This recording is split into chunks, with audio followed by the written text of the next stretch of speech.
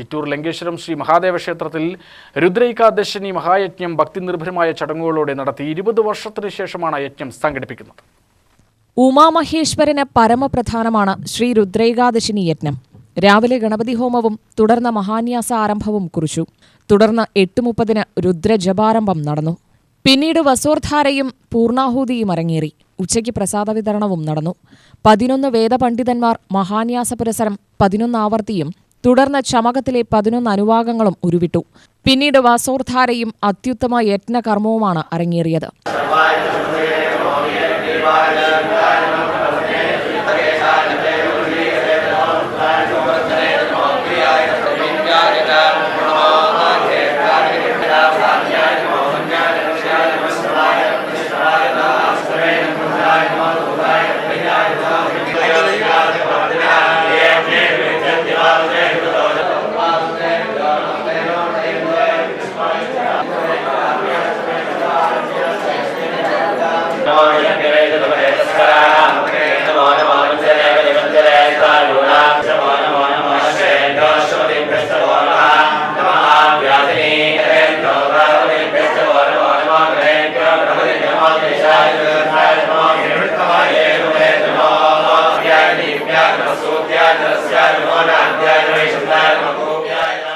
നിരവധി ഭക്തജനങ്ങൾ ചടങ്ങുകളിൽ പങ്കുകൊണ്ടു.